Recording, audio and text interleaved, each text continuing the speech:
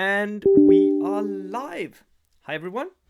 I'm here with another panel. We're going to, again, as I've done before, discuss the state of the meta here in a year and a half into V3. And I am joined by Russell Wright, whom you've seen before, top player from the UK, top TO of the World Open War, and recently returned from the Spanish Masters as well. And I'm also joined by Krzysztof of the Polish national team. He has been the team captain for the Polish national team for how many big tournaments now, Krzysztof? I believe 3 last WTC. So pretty experienced guy as well. And you also just returned from the Spanish Masters. And then I'm joined by Anders Madsen, who is not a team captain or an experienced face in the international bold action scene, but will become so. He's on the Danish national team for the next WTC and a rising star here in Denmark. So the idea is we're going to debate where we are at, and Anders is going to represent sort of the newer competitive player, what he is seeing. But first, let's just go and talk about what you've been doing so far. Russell, you guys have just returned from the Spanish Masters. How did it all go? It went really well, really well. The level of play was very impressive. You had 20 players there who all really know what they're doing, and so it's as close to a lot of World Masters as you're ever going to get, I think. And but every game I played was difficult. Whatever the result was, they were all really, really high level. And it was relatively well organised. There's a few things that we can improve. But you know what? The Spanish are great hosts. And the little few issues we have, they're definitely fixable. And there was nothing there that was causing any issues at all in terms of the play or the event. But so I can't wait until next year. I'm already preparing.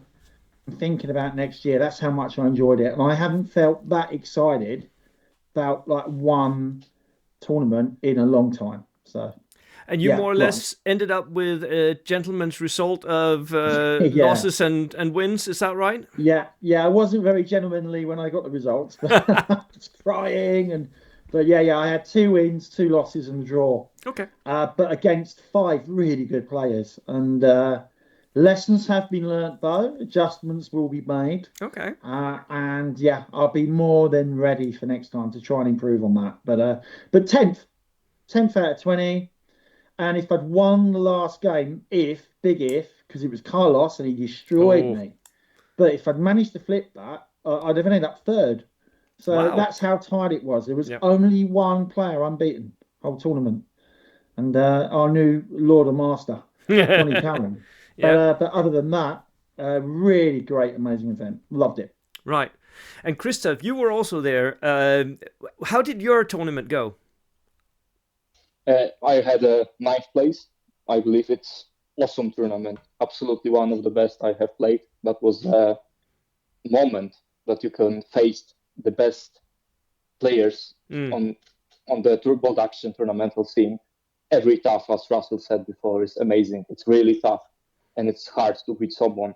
If beating someone in the score in the table was really important because there are 5 points for winning, 2 for draw, and 0 for losing. Yep. And so really, it's amazing place and amazing players. It was, for me, it was some kind of a dream because I wanted always to play again Russell after first WTC because I was a kid barely playing the first time on WTC. I also wanted to face Paul weekends. That it comes true. Now I'm waiting for Manuel because I always wanted to play with him. You haven't faced Manuel yet? No, I haven't faced Manuel yet. But every player every game was really, really cool, really, really tough. And I would say I'm really looking forward to play again. The one statement I would like to say: this tournament was like facing whether the Polish list can do on the high tournamental level or not. And I believe this army can really fight in the big tournaments. One thing that I've often thought with the Polish lists is that maybe they need more terrain than other lists. Is that what you find as well? You need to have some cover for the cavalry, or at least a possibility to go out from outflank. Yeah. Because Outland they are safe, and with Polish rules they have not this -1 when outflanking. Yeah. So they are really flexible. They can find a really good place to charge, and they can take objectives without any problems. And they are killing most of veteran units quite easily. Yeah. The problem is survivability. They can be easily just be smashed. In the first game versus Sebastian, I had a situation where he just rolled 5/5s, and it was tank recovery. Ouch. Yeah, that will happen. And then Anders, here at the end, without going into details about what we're doing in the Danish national team, because other people are listening, what are you doing at the moment, and what was your last bold action experience? Well, I was fortunate enough to get invited to the Masters tournament, but at that point I'd only been playing bold action for like half a year, so it felt like a little much to throw away a lot of money and Christmas time and holiday time for that, and I kind of regret it. I kind of wanted to go, but at that point I couldn't say yes. But I played 3 major tournaments in Denmark. I played Zealand Open, Jutland Open, and the Danish Open. Denmark Open being my first tournament, and it went pretty well. I drew in the final and lost on a technicality at the Danish Open, which was 100% my own mistake, but that's how you do when you're a rookie. You mess up, and that is okay. At that point I was just proud to even be in the final, and then I kind of took revenge by going to both Zealand and Jutland Open and winning both. And then Bo told me, so do you want to be my wingman on the national team? And I was like, yeah, let's go play more international players. Because I had the pleasure of playing, as Christoph said, I had the pleasure of playing against Manuel, and some of the Dutch people were at Zealand Open, Pim and some of those guys. And it was a pleasure playing with and around them. And I can see that when you play some of the people that play internationally and are willing to travel, you get very competitive games with nice people. And I think if you can find that, that's totally worth the money and the travel. Right. So the first issue that we're going to debate today are the missions. Now, a lot of people, when they just look at the book missions, think, well, maybe this doesn't, if I just roll up a mission, it might actually not work. What do we think about where we're at in our thought process right now about what missions we need for tournaments? And I think I'll start with Christoph on this one. I believe that we should play the scenarios where there are no sides of attacker and defender. Because it gives a huge bonus for the one of the sides depending on the scenario. For example, we were playing on this tournament of Masters in Madrid. There were manhunt and there was a point defense, and basically the role could decide whether you are losing or not, or how hard it is to get really into the scenario. So I believe every scenario that both players had the same results to achieve are the best scenarios, such as key positions, envelopment, land grab, or something like this. Anders, you have been playing other types of games before you got into bold action. Are you in agreement that the missions need to be very well balanced here, or are there any ideas we could grab from other games? I agree with Christoph. I think that it's very important that both players are equal when stepping up to the board to play. And a role of attacker-defender, I've never liked that in any of the games I've played. So I truly agree. And I think that a tournament, at least a competitive tournament, should have like a short list of the different special rules and then sprinkle them around. So you have outflank, but not in all missions. You have infiltration, but not in all missions. And one thing I really enjoy is in Denmark, in the tournament scene, we usually have secondary ways of winning. So if we play objectives, I can draw you on the objectives and then win on kill points. So I can draw you on the kill points and win on the whatever. And I think that gives another layer to the game, that you have more to think about than one thing. I had a practice game with you, Bo, not with you, but with one of the other guys, that was pure kill points. And I don't enjoy it. Because it removes a part of the game that you don't have to, okay, my AT rifle is really, really good, but I have to make sure I don't give it away. Doesn't matter. So I think it removes a part of skill and tactical thought in the game if it gets too linear. What about you, Russell? You just told us about point defense at the Spanish Masters and how that was distributed among attacker defender. Are you also in agreement that we need secondaries for most missions here? Well, so I kind of 80% agree with here. I think it's okay to have a mission that slightly favours one player over another because of the list build. So if you have a mission where you can flank or you can't flank, or that's fine as long as the players know about it. But what you can't have is missions that are really one-sided. And so the example there is point defense. That has got to go and die somewhere quietly in a corner. We run that at the Masters, and the results were 9-1 to the defenders. Wow. So me and Christoph, we played, and the moment I won the roll-off, I was like, yeah, I'll defend. And as soon as I got that, I was like, yeah, I've won. And as it happens, he run me as close as you possibly could. But it's almost an impossible task. Really impossible task. So close to just spin out this Valentine. Only one person lost defending. Only one person. And I'd like to big shout out to Paul Wickens for managing that. Impressive. Yeah. But generally speaking, you can't have that. No.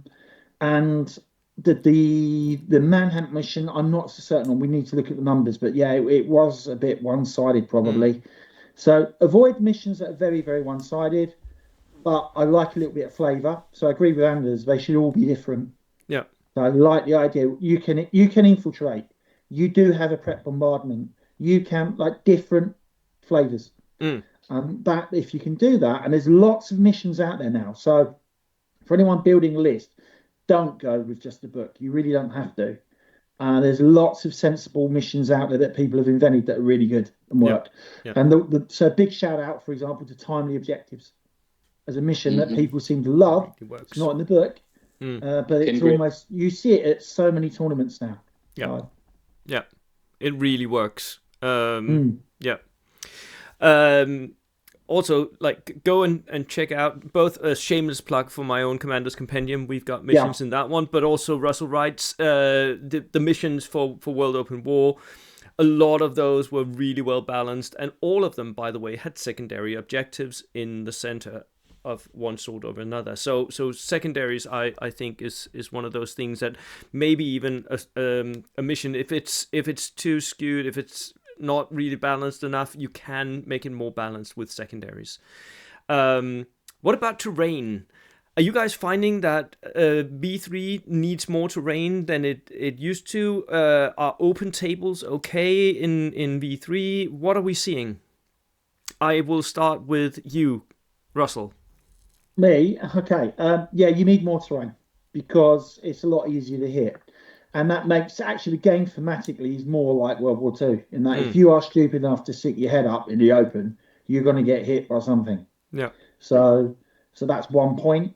I actually initially didn't like it, and I'm now kind of starting to think I think it's improved the game. But you definitely need more terrain. I still like occasionally running into games where the table's a bit more open, just because it's different. It's a different challenge. But yeah, big fan of terrain. In the UK, you are seeing a lot of terrain, generally speaking. And by terrain, I'm thinking of line of sight blocking terrain. Yeah. There is a little bit less, I think, in Spain, which might just be a meta thing. But in the UK, definitely, you're seeing more. What are we seeing in Denmark, Anders? Because we sort of...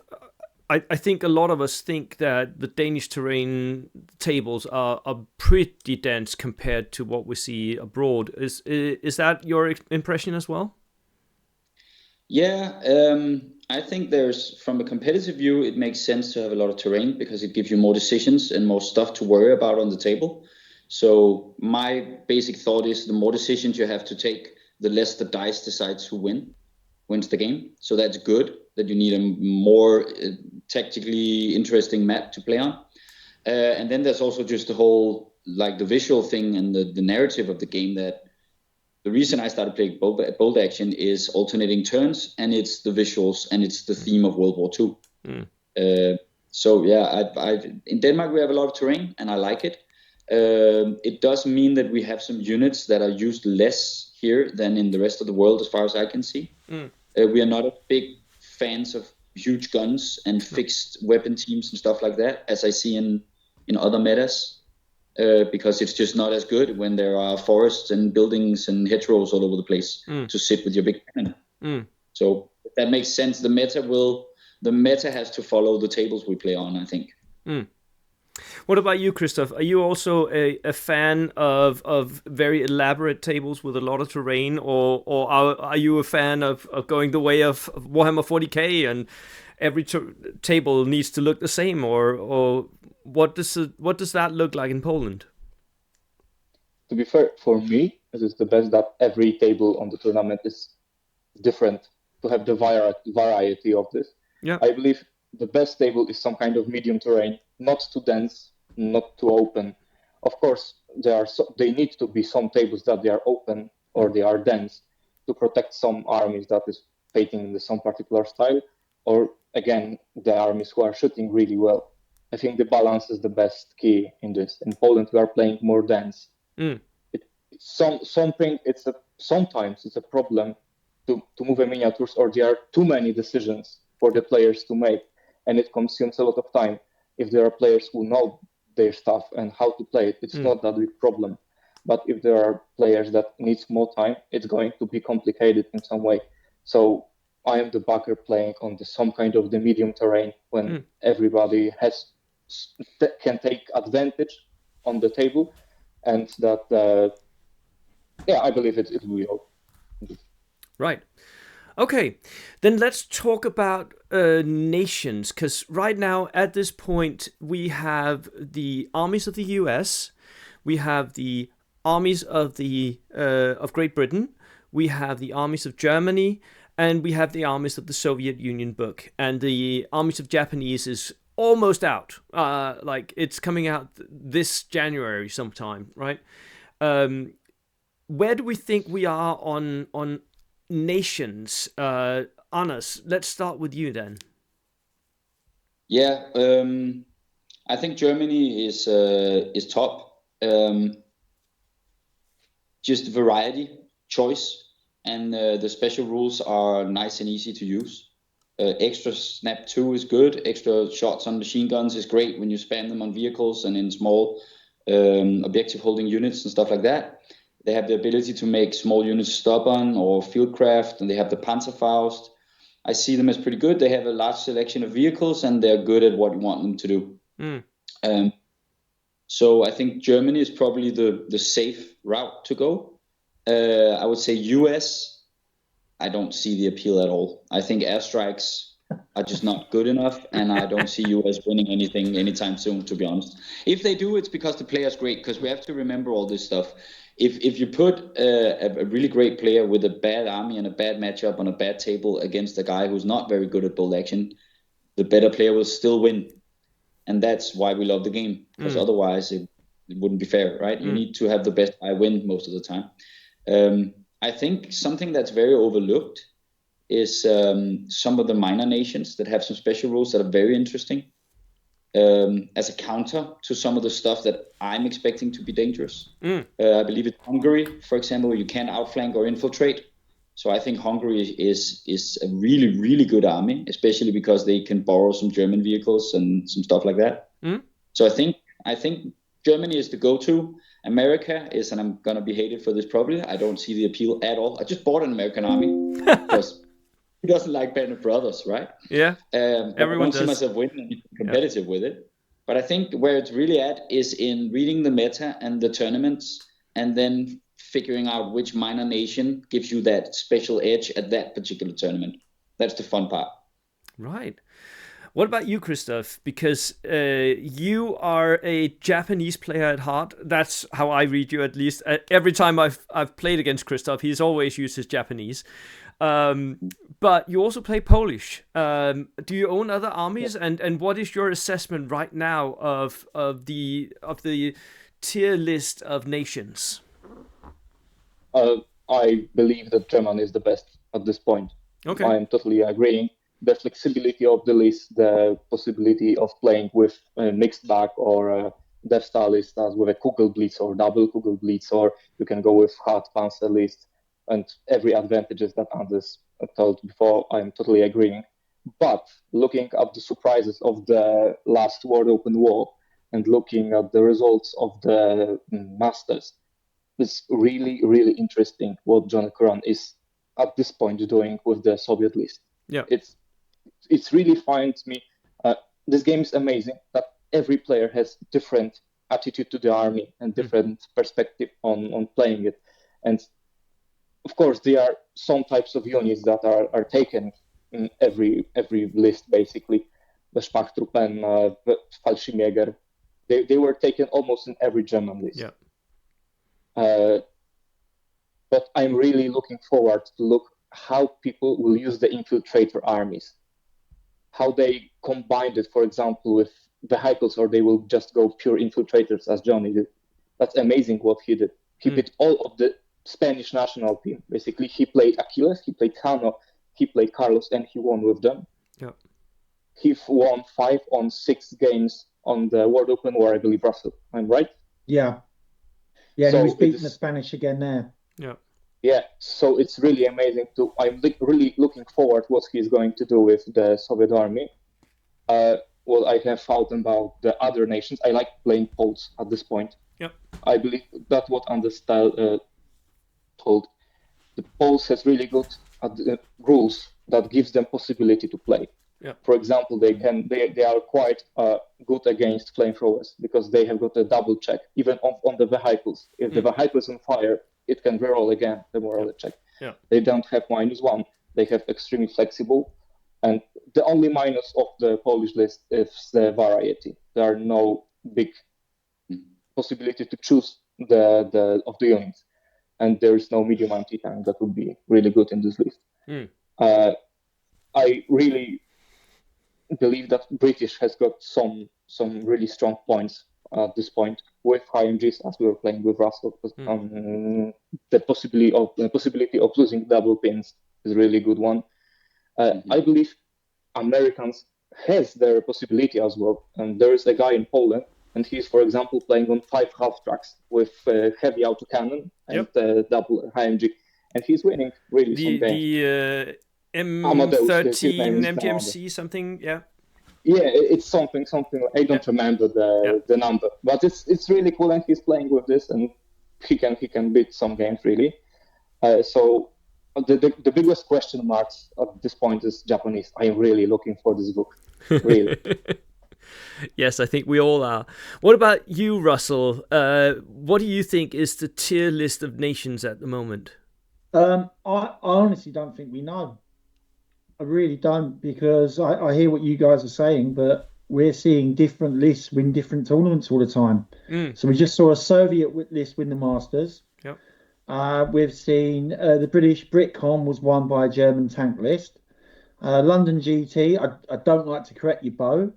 Sorry. In the previous video, I messed up. I won with the US air list at the London GT, so you can do it. We're seeing lots of different lists win different tournaments, and at WoW, World Open War, same thing. We saw lists doing well. I do agree that some of the minor lists are much stronger than people realise. So I think the Polish one, if you practice it and you understand it, it's got a really nice mix of units, which means it can perform really well. And Krzysztof's right; some of the special rules are good, and they work really well for it.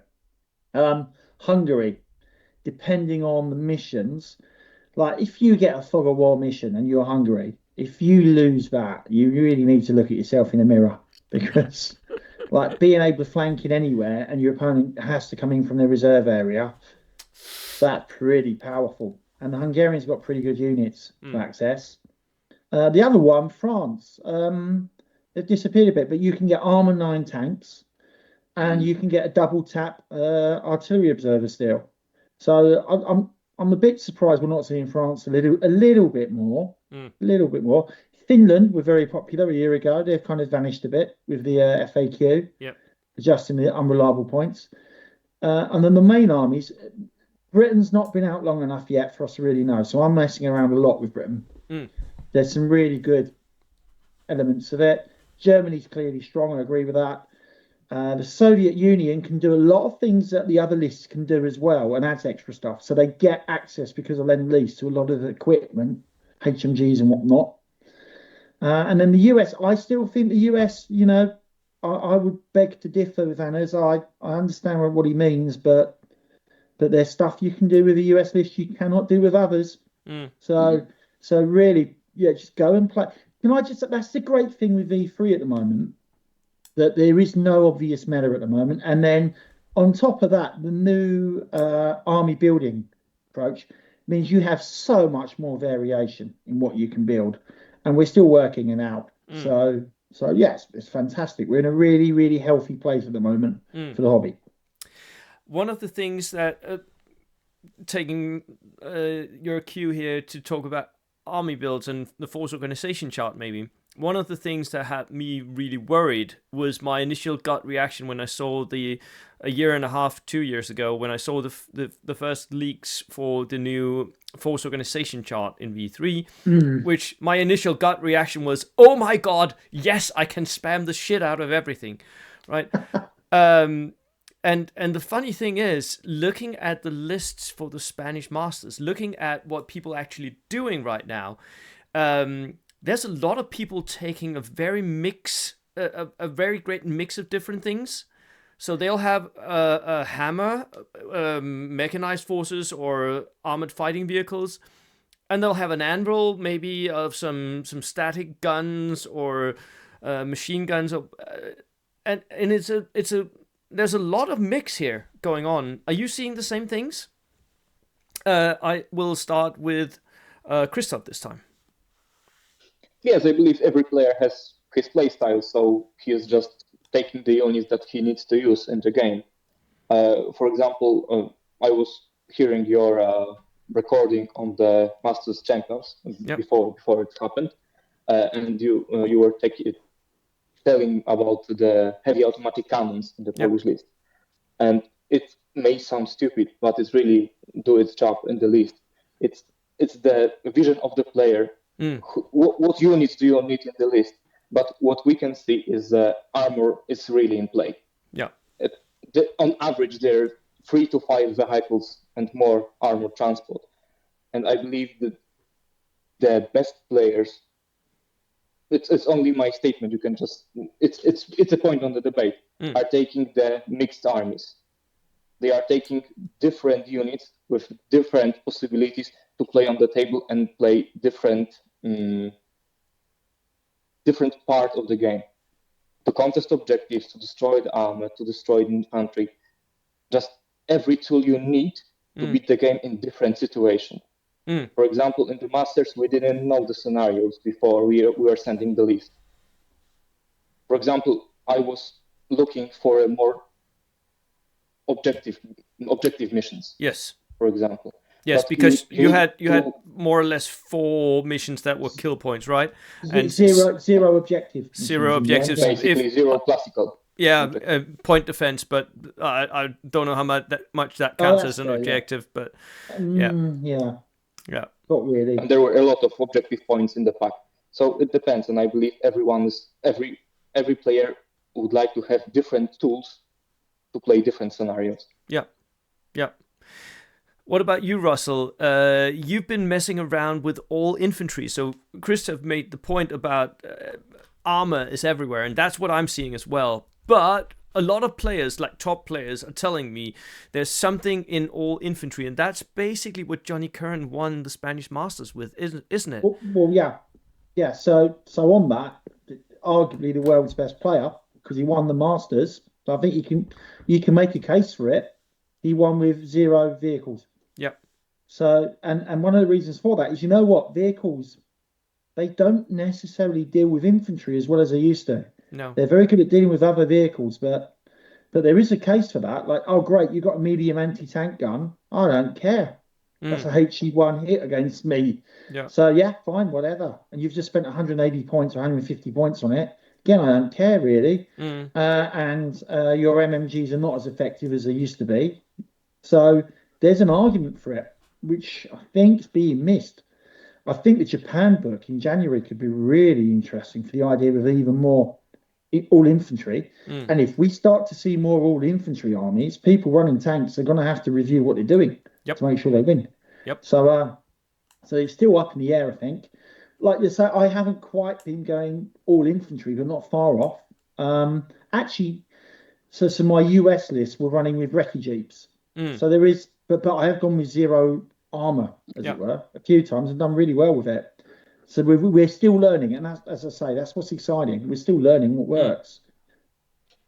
For me, the lack of assault is one of the things that might actually enable all infantry lists to come back, because the Gurkhas in the olden days, I would run through Japanese lists, a la the lists that Christoph would be running in the old times, right? Because my Gurkhas would just chop them up.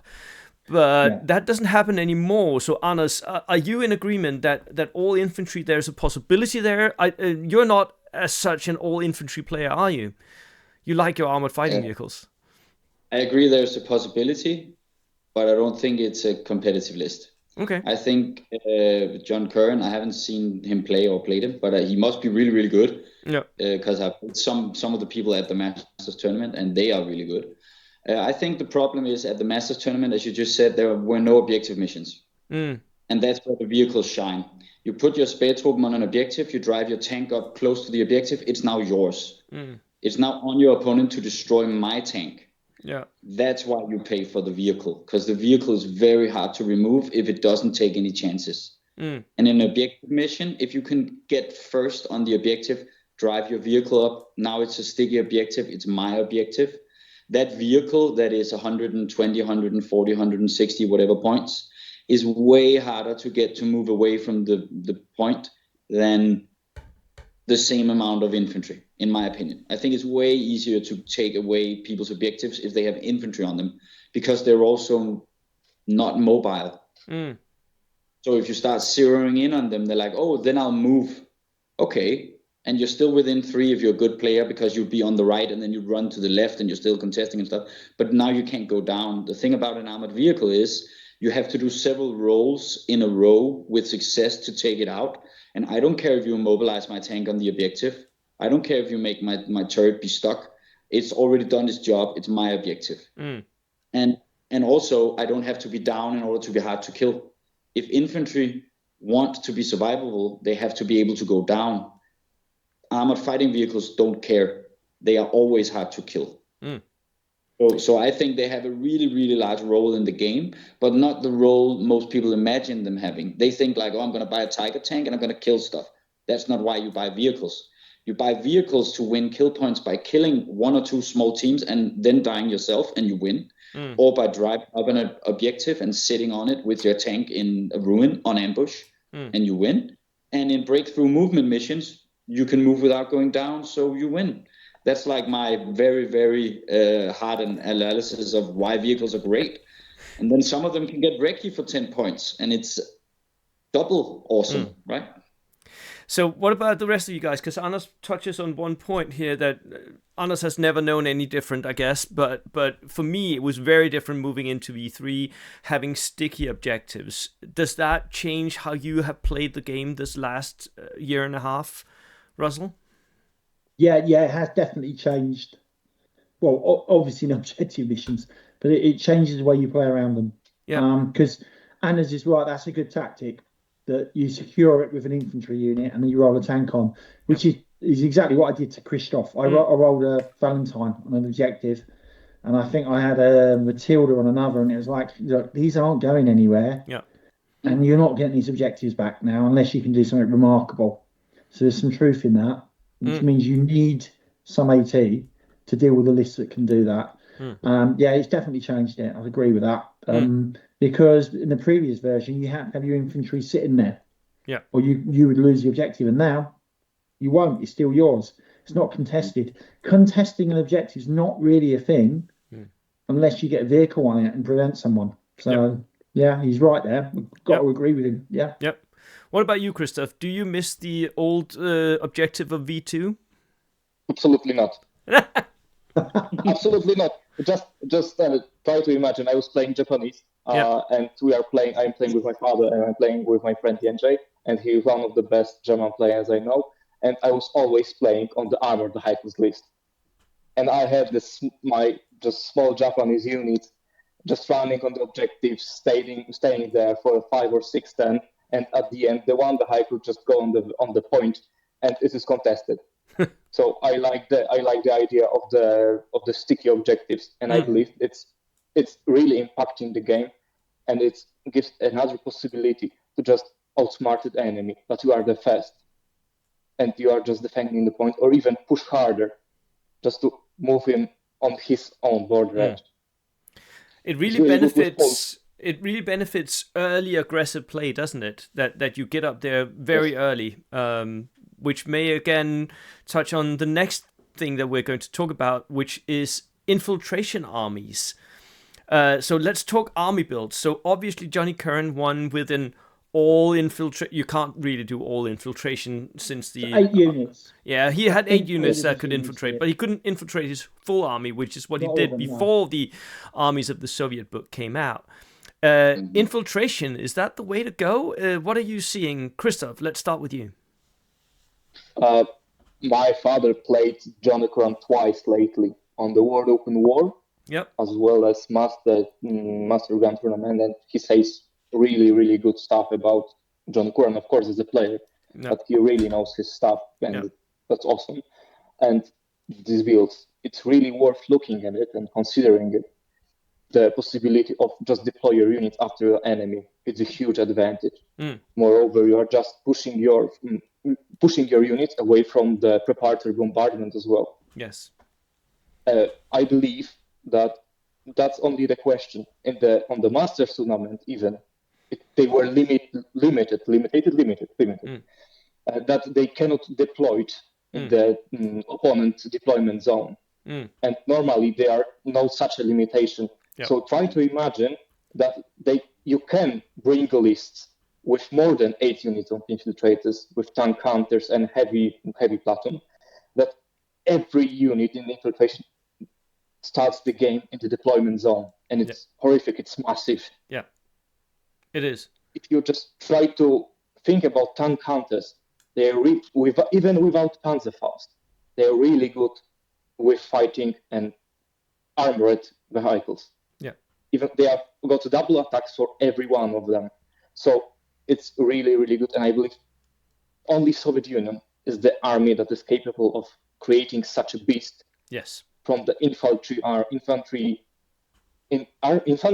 based on infiltrators, and for me it's amazing, and I'm really looking for what people are going to mix with, or they will go full infiltrators, or they are going to mix with vehicles or with artillery. It's really, really fun to basically create new way of playing in ball action. Well, other people, I think Michael C. from the Danish team, he will claim that he has been playing this for years and years, but yes, it is. Johnny's made it work. He's definitely made it work. Might see, he's a great guy, but Johnny's really made it work. Yeah, so that is true. That would be Johnny's argument. Yeah, it would. Yeah. What about you, Russell? What are you seeing in terms of army builds here? Is infiltration the way to go, or what are we seeing? Yeah and no. I don't think that the auto win people think they are. You need to use them really well and learn how to use them. But what they do is, if you're a chess player, imagine you're playing chess, and your infiltrators, it's your pawns. And instead of starting on line 2, they're starting on line 5. Yeah.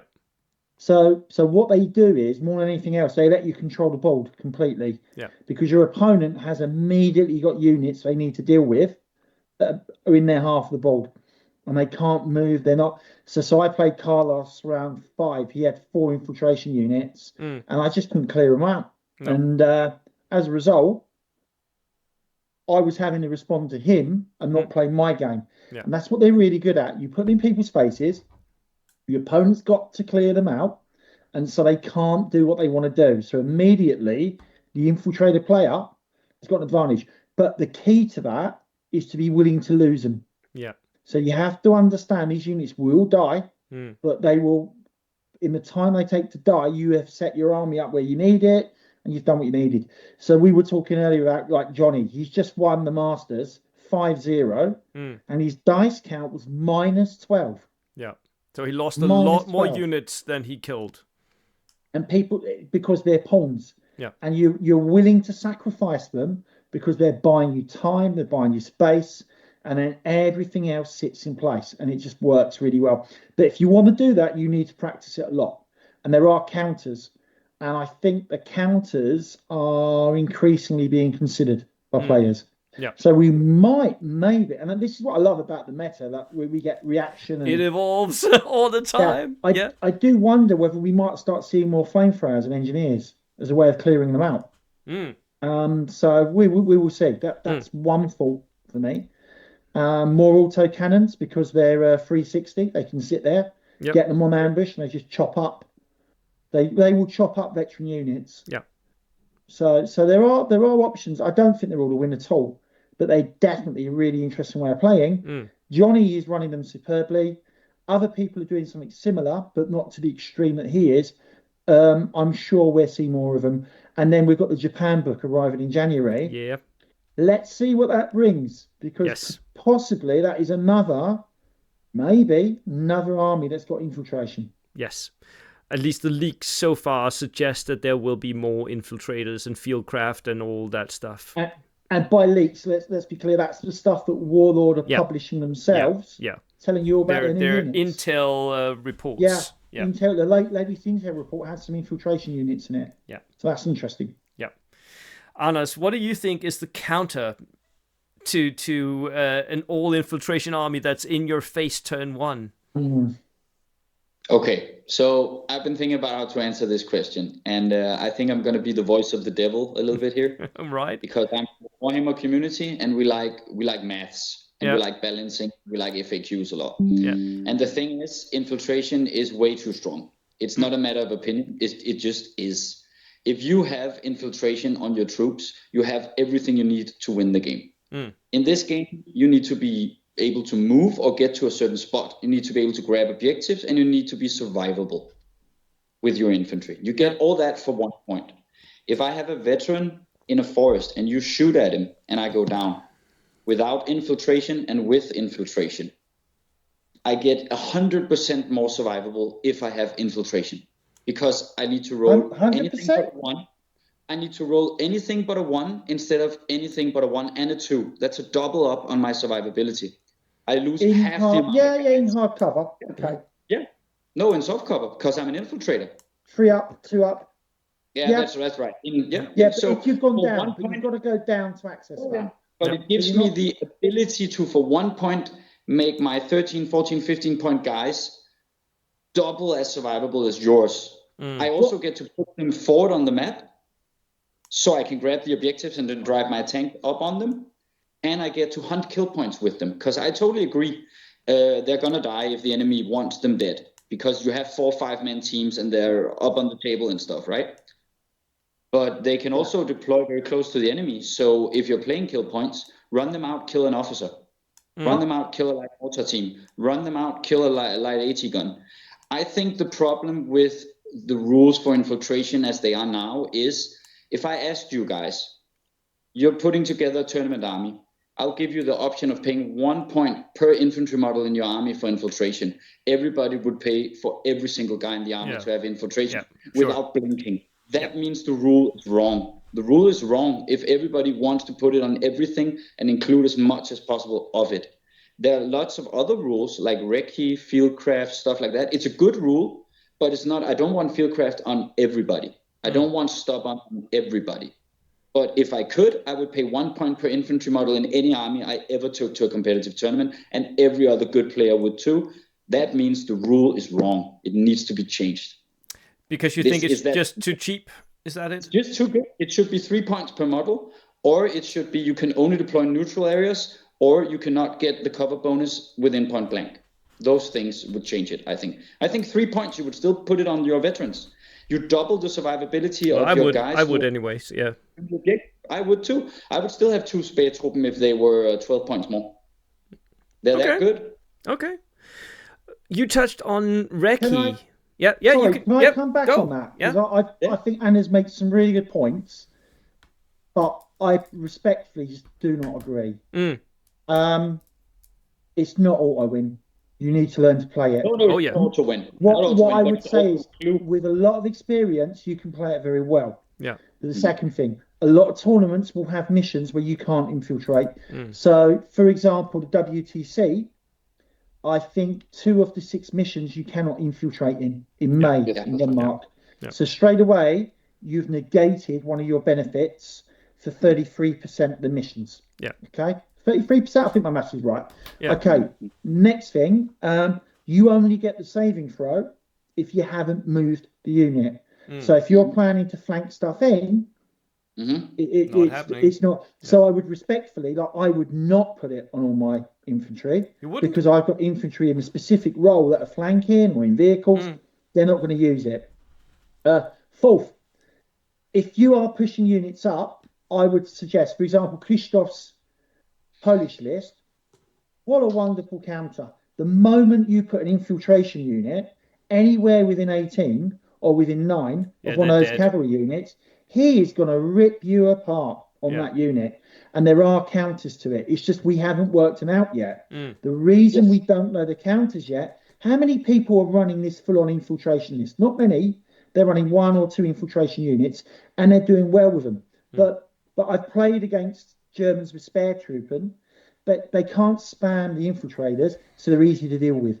Where I think Anna's is right, if you can bring more than, say if you can bring 4 of them, as the Russians can, it's difficult to deal with unless you've got the tools. But the more we see of them, the more people will work out how to deal with them, whether it's engineers with flamethrowers, Polish cavalry, even a 10-man inexperienced infantry section can clear out. Yeah, it will clear out the infiltrators. And it costs less than the infiltrator unit. So I think they're great. So me and Anna's will agree on that. They're great because of my chess analogy, that you're playing with your pawns so far up the table you control the table. But the idea they're all to win, I would respectfully just say no. I just don't agree with that. I've beaten too many infiltrator armies with standard lists to think that. Right. But give it over to someone who really knows how to run it. They're a tough ass. And the other thing on Johnny's success at WoW and also at the Masters, Johnny has been running this list for a long, long time. Yeah. He was running it when no one was even really talking about it.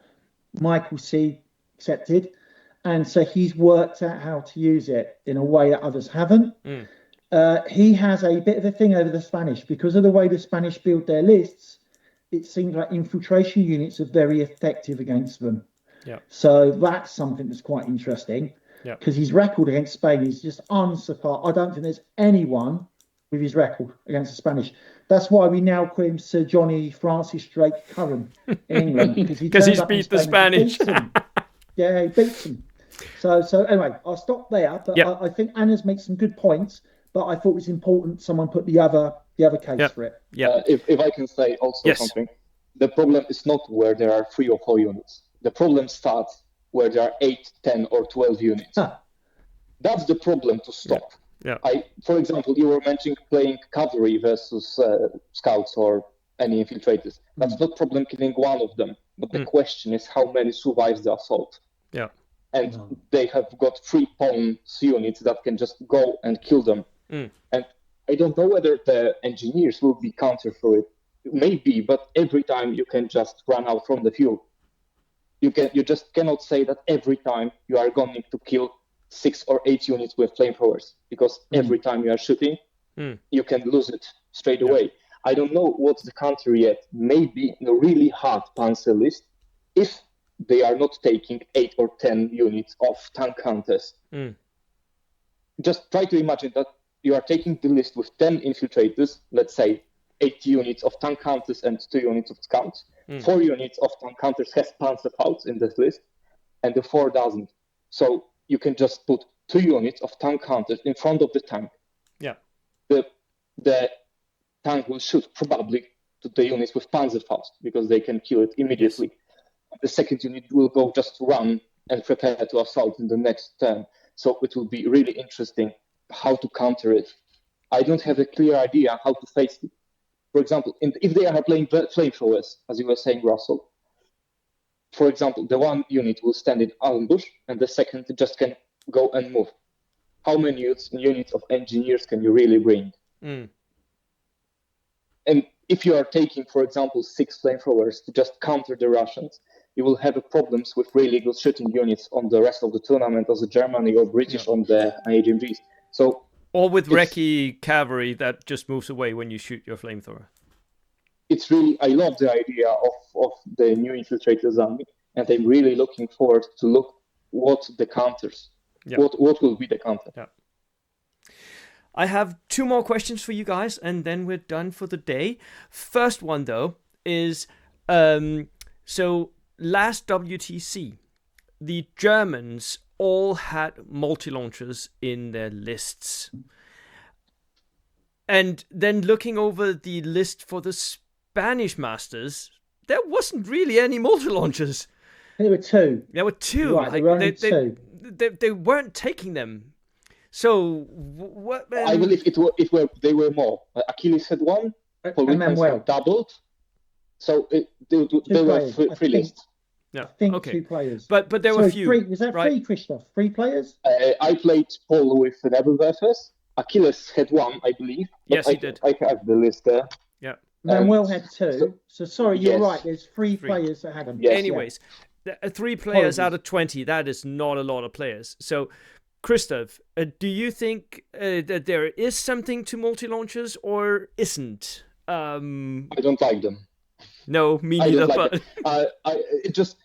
we are relying. I know that there's one reason for bringing Nebelwerfers or multiple launches, that you want to force the enemy to spread out his units. Yeah, that's the only reason, and I don't think you can just set your strategy on Nebelwerfers on multiple launchers. No, you'll never know whether you got a hit or not. No, that's a lottery. But Germany won a WTC with it. They did. So, but on the last WTC they had lower close range. Yes. Yes. For a direct fire. Yeah. The rules. That's a really good point, because Warlord keep changing the rules on them because they can't get the balance right. And I don't remember what the rules were for WTC at the time, so that's a fair point. I think they had they took more pins but had lower minimum ranges at the WTC. Yeah, range of 12, so they were a lot more valuable. Now it's a minimum range of 36, which changes it a lot. Yeah. So, Anders, they definitely can't hit infiltrators. Yeah, no, true. Anders, what do you think about multi-launchers? You have run them in your lists, in your German lists, right? I think they're great, but I run them opposite of most people I see using them. I see most people take Nebelwerfers or Howling Cows or whatever. I see them playing them in a defensive list. Yeah. And I think that's a mistake, because the weakness of the multi-rocket launcher is where it can shoot. It's points-wise, it's great. You get to roll a dice for everybody in an area. If you roll a 6, they're done, basically, right? You get way more firepower than you're paying for. They're great. The problem is if the enemy isn't where you want him to be. Yeah. So instead of making a gunline army with Nebelwerfers, I would like to play Nebelwerfers in a very aggressive German army, so I can choose where the enemy sets up and move up and keep him in that area and then bomb him. So right now, for example, I see a lot of German players doing what I'm doing and what everybody else should be doing, in my opinion, which is take an officer, take 2 heavy autocannons, take 2 Nebelwerfers. It's 210 points. It's 5 order dice. You take an inexperienced officer from your rifle platoon that you don't need anyway, and you set him, and you put 1 in each of your corners or each quarters of your zone or whatever. You cover pretty much most of the table. If there's buildings, set up so he can't go near those buildings. And then the rest of your army, maybe grab 2 times 5 guys with LMGs or whatever, but make the rest of the army a push army, an offensive army. Yeah. Instead of buying tanks with anti-tank guns, buy Kugelblitz, buy the experimental Panzer 1C, stuff like that. Have an outflanking element, so that when you set up at the table, your opponent goes, okay, he's going to attack me. How do I defend? If you can get your opponent to think like that, the Nebelwerfer is points for points one of the best units in the game. But if you sit back and expect it to win you the game, it's not worth it. Yeah. So pretty much what Christoph also said, it's a matter of trying to force the opponent to where they deploy. Yeah. Yeah, but also where they move.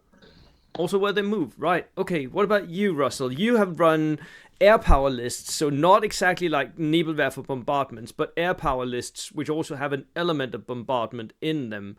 I also at the Open I run an L power list with 2 American multi launchers. Yeah. That was a themed list, so it wasn't designed to like wipe teams out because it had LVTs and stuff. but nevertheless, it means I saw what it could do. Depends on mission. Like round 1, Achilles Nebelwerfer basically ended the game by turn. Well, not ended, but by turn 2 he had a huge advantage because I was defending, and this thing's coming in and it's hitting 5-6 units a turn. Or it's got a chance to hit 5-6 units. And if you start rolling 6s, it's game over. So I agree with that. That's the issue with them. So mission dependent. But equally on other missions, they're not very useful. If you play it on a table with a lot of line of sight blocking, they don't really do anything. So they're very mission dependent. They're very random. They're most random, not only because you're rolling for 6s, but they're random because of the way they work. Very few people take them and use spotters because you can access spotters with them, which no one does, but they should do, in my opinion. For 65 points, your MLRS can now use someone else's spotter, and that makes them really scary, more so than they are on a run. Because if they've got to peek up and see you, they're going to get a ping when they shoot, and it's not difficult for you to put a couple of pins on. Although Anna's is right, the way you play them is you put with the officer, you put them with other artillery units that can swap. That's the other thing. This I can recrew. That rule I think seriously needs a review. Yeah. It's mental in terms of its possibilities. The only thing that doesn't make it mental for me is that so few people are running like massive gunline armies. But if they were, that would be insane. Yeah, and the Spanish have worked it out. They're now, what they're doing that's very clever. They're putting 2 autocannons next to each other. Yeah. Or like Achilles, he's putting these 2 autocannons to protect the Nebelwerfer, which is exactly what Anna's was saying. Yeah. And you can't kill him until you get in and really. Like I didn't kill I killed all 3 of his artillery pieces, but not until about turn 5 because I had to kill. And you either kill none of them or all of them, kind of thing. And I finally got in, but the game is over by then. They'd won the game for him already because he knows how to run them. So, they're. I don't think they're an issue to a point that they worry me about what's going on. And if they were, you'd have seen more than 3 players using them. Right. So this is the end. Final question.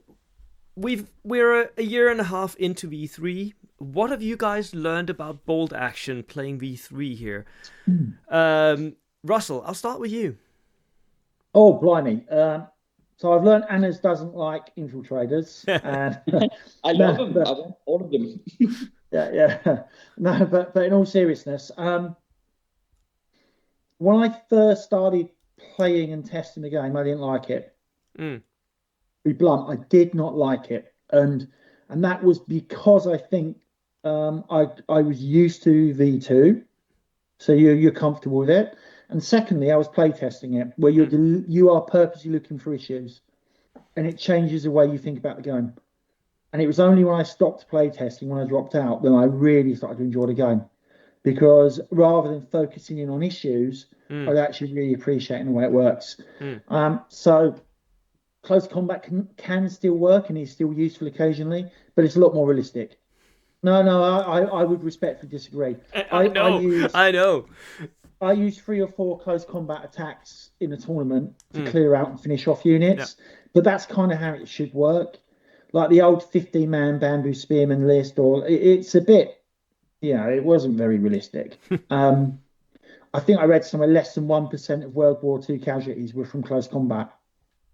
So, and the new game most were for mortars.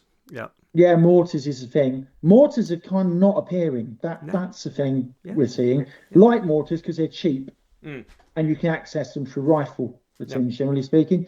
But we're not seeing heavy weapons platoons, particularly. Very few people take them, which is a shame. But overall, what I've learned is I really enjoy the game, and I love the fact that I can build really interesting lists, much more so than previously. So that for me is the thing. Variability. What about you, Christoph? What have you learned? I learned that I like version 3. That's one of the great statements of it. What I like is the possibility of create armies in different ways. What I found bad in the version 2, for playing Japanese strictly, is I didn't have a possibility to compare with such an army as Soviet Union, when they had so many options and I was limited. Yeah. And now there is an option to create whatever you want. If you want to play 4 naval wafers, no problem. It's on you. You are playing it. I like the different concepts of the game. What I don't like is I would like to see more Finns, for example. I want every army had the possibility to play. Yeah. I believe that the Finns are castrated by the company because the cost of the vehicles compared with vehicle with unreliable, it's too high. The only thing they needed to be changed was the cost of consumables. And I believe that's all. So I don't like the manner that companies sometimes look on their armies. And I believe everything should be put together and create one big not family of army. Every army should be really good and really fought well. Yeah. The Finns was just cut off. Right. And what about you, Anas? This was your intro into bold action playing V3. What have you learned about the game over this last year of you playing it? I would say it's the best miniature game I've played. It's got the best tables. They look the best because it's not boring Warhammer 40k terrain. You have the whole dice bag and the manipulation of the snap 2 rules. You have the ambush rule. You have the recce rule. You have a lot of interaction with your opponent because of these things. So it's a very tactical game and a little less strategical game, where Warhammer is, I have a plan, I execute my plan, maybe I win. This is tactical, playing with your opponent. You're not playing your puzzle game. And I think that is brilliant, and that is why I'm going to keep playing bold action. I think there are some balancing things that are just plain wrong. But maybe it will get sorted out. The meta is changing. I can appreciate that. That is totally fair. The only thing I would say that I have seen that is negative from the bold action community and going to competitive tournaments and being a competitive player by heart is that there is no consistency in how the tournaments are being run. And that can frustrate you a lot as a new player.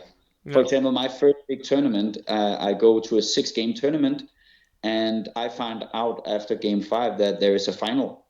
And I'm like, what does that mean? I'm 15 points ahead of everybody. And they're like, no, you need to play this guy again that you already beat 20-0 earlier. I'm like, okay. And then I draw him and I lose the championship. And I'm like, how? Even with that draw, I'm 10 points ahead of everybody, and I already beat the guy who beat me. Yeah. We drew in the final, so it doesn't make any sense. But that's my mistake for not checking up on how we do stuff. But it's both a strength and a weakness that every tournament is different.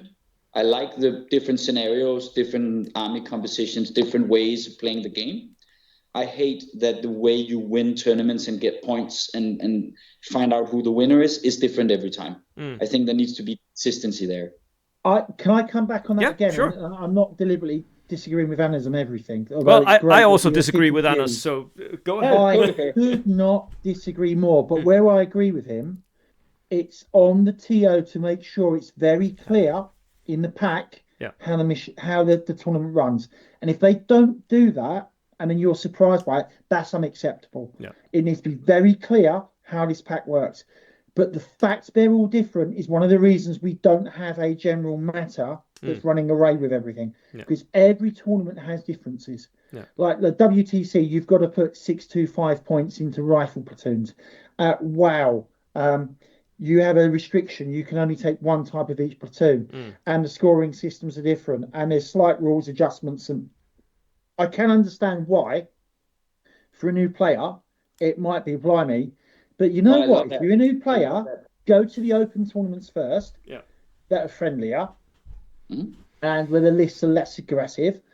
Go and see what they're doing, understand the pack. And once you've played a couple, I think the atmosphere, I would much rather play at a bolt action tournament with rules I didn't know that I was learning, where I'd read the pack, read the TO pack, then go to an ultra competitive 40k event where everyone wants to kill you and Stompia. Yeah. So so for me, I would find it so depressing if all the tournaments were the same. I'd be like, oh, I just don't want to do this. The fact they're all different. We've got events that are like Recce Recon, where in the US we've got tank war events in the Tank Museum in the UK. You've got open events. You've got thematic. So the free good event to drop a to do a plug in April. We've got the free good men event. You can get maximum of like 5 points a win over 5 games, but your theming on your list is worth a maximum of 20 points. So if you don't theme your list, you won't get a lot of points. So those events are all really different. And that means there's enough events. We can't possibly attend every event. So there must be 15 events in the UK that are worth going to. And so that's harsh. There are 15 events in the UK that are relatively big, and then there's another 50 events that are local events. I personally, as much as I love the game, I can't play all 15. But you know what? I get to pick the 6 that I really love the idea of using their rule pack. Whereas if there's all the same, I don't know. I love the variation. I will jump in with a comment on that, because it's one thing that I've heard a lot of the newer players. So in Denmark, at least, we have a lot of new players coming into the game. That's one of the things that I have learned about V3 is that apparently it attracts a bunch of new players. So some of us old guys maybe are skeptical. Some of us may think of dropping out. I know some of the top players. You nearly did. Yeah, I nearly did. I might still. But some of the top players in Denmark have more or less dropped out because they don't like V3. But a lot of new players are coming in, and all of those new players, Russell, they get confused. They get confused by the changing of the rules and slight variations. But can I come in on that? I agree with you, but so I'll come in on that. So if you're playing a local FGLS store game, it's a one-day event with free. If you're doing that, you should run it very standard rules. So this is what we're doing over three games on one day, and then players can go to the local games, really enjoy them, get a feel for them. But I think it's crazy. If you're a new beginner, like when I started Full Action, I played local tournaments, and I played 5 or 6 or 7 local tournaments, and then I went to a national. That's a much bigger event. And you've got players complaining that they can't go to a big national event because they don't get it. Go and play some bloody local games first. Go and play the local tournaments, understand what's happening. But to expect all these big national tournaments to lower their differentiation to make, oh no, sorry, no, I just don't agree with that at all. Yeah, like Bo's got a trophy behind him for a tournament where the rules are very different. Bo, fair comment? Yeah, absolutely. If you are a newbie, and this is going to sound like, oh, some people hate this, so controversial, whatever. If you are a newbie, you have no business being at that event. No offense. I know some people won't like that, but it's a fact. You have no business being at that event. But you know what? We run another event in April that's very newbie friendly. And we also run regular events that are one-day events that are very newbie friendly to get you ready for the big tournaments. But do not complain to me that you've played for a year and a half and you can't play in the big events. Neither could I after 2-3 years. Go and play the local events, learn the game, and then go and play in the big ones. And I hope you do really well with your wing lots. But don't turn up to a big event and moan that an experienced TO like a Gary Betts or someone else has tweaked it to make it more interesting for the higher level players. And I'll stop there. But that's my view, and it's that was more or less what I told all the complainers who complained to me. So I would say a new player, a new player, I would say that I actually agree that the tournament packs are interesting. With you have to take rifles for X amount of points, you have to do this and that. I like that point. The thing is, you have the army building part and the scenario part, and then you have the how many points do I get for a win or a draw or loss and stuff like that. The structure That's of it, the part that needs to be uniform, because it's very annoying going to a tournament, and I hear this from all my friends who are new players, and they go and they're like, oh, I win, and they're like, yeah, but you only got this because of that, and the secondaries, and this carries over, so you're actually not in the top whatever, and oh, I won the tournament. No, you didn't, because there's a final game, and then this score doesn't matter. That's confusing. Make all the special stuff, all the theme stuff that you want, because that's awesome. Make an infantry only tournament, make a vehicle only tournament, do all kinds of stuff. It's great. That's what keeps it fresh. I 100% agree. But I would like it to be easier as a new player to like figure out, when I go to a tournament, how many points do I get for win, draw, loss? How do I know what to aim for? How do I know how to win the tournament? Because that's why you're there.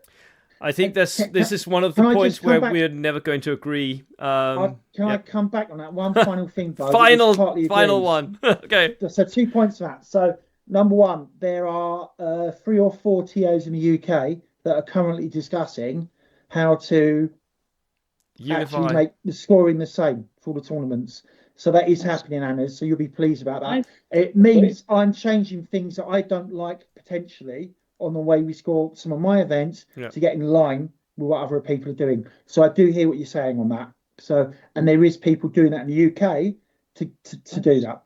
But secondly, if the TO's written a pack that explains it, the worst thing about bolt action players is they don't read the bloody packs. It happens and then they complain about, surprisingly often. Yeah.